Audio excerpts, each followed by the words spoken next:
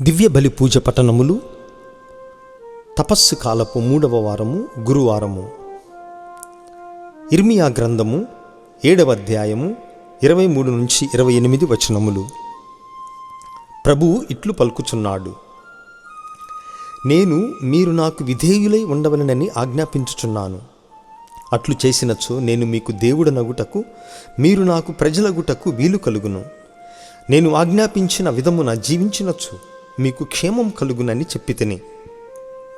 కానీ వారు నా పలుకులు ఆలింపలేదు, నాకు విధేయులు కాలేదు. మొండితనముతో తమ దుష్ట హృదయం ప్రకారము తాము నడచిరి.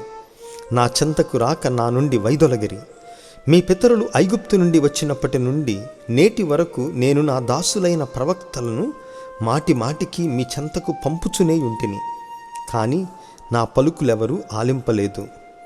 మీరు మొండివారై మీ పితరుల కంటే దుష్టులుగా తయారయ్యిరి. ఇర్మియా, నీవి పలుకులెల్ల ప్రజలతో చెప్పవచ్చును, కానీ వారు నీ మాట వినరు. నీవు వారిని పిలువవచ్చును, కానీ వారు నీకు ప్రత్యుత్తరమియ్యరు. నీవు వారితో, ఈ జాతి ప్రజలు తమ ప్రభువైన దేవుని మాట వినుటలేదు, తాము పొందిన దండన నుండి పాఠము నేర్చుకొనుటలేదు, ప్రజలలో చిత్తశుద్ధి లోపించినది, దానిని గూర్చి మాటలాడువాడు కూడా లేడు. ఇది ప్రభువు వాక్కు. సర్వేశ్వరునికి వందనములు. ప్రత్యుత్తర గీతము, కీర్తన 95. అందరూ: నేడు మీరు ఆయన మాట వినిన ఎడల మీ హృదయములను కఠినము చేసుకోవలదు. 2. ప్రభువును సంతసముతో స్తుతింతుము. మన రక్షణ దుర్గమైన దేవుని ఆనందముతో కీర్తింతుము.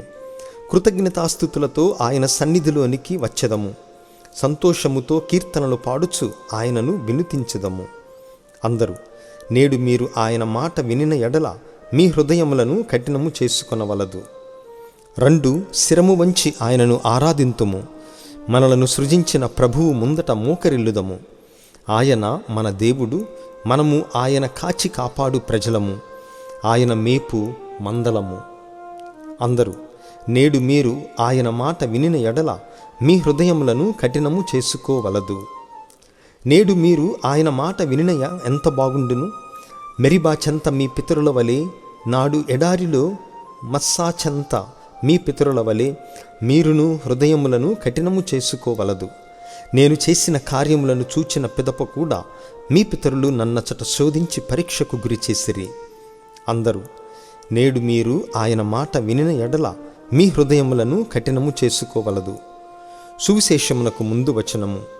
ఎజ్కియేలు గ్రంథము 18వ అధ్యాయము 31వ వచనము. ప్రభువు పలుకుచున్నాడు: మీరు చేయు పాప కార్యముల నుండి వైదొలగి నూతన హృదయమును నూతన మనస్సును పొందుడు.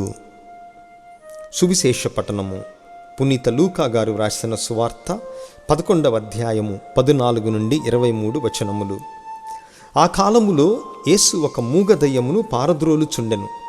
దయ్యము పారిపోవగనే మూగవాడు మాటలాడుటను చూచి ప్రజలు ఆశ్చర్యపడిరి.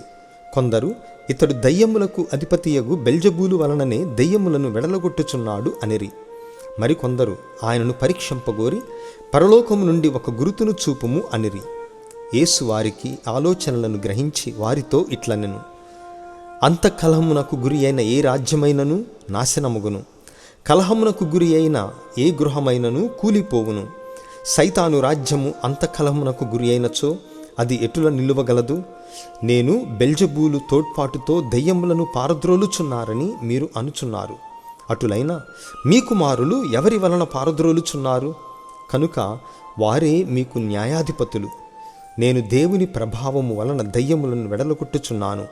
కాబట్టి దైవరాజ్యము మీ సమూపమునకు వచ్చియున్నది. బలవంతుడు ఆయుధములను ధరించి తన ఇంటికి కావలి కాచుకొనినచో అతని సంపద సురక్షితముగా ఉండును.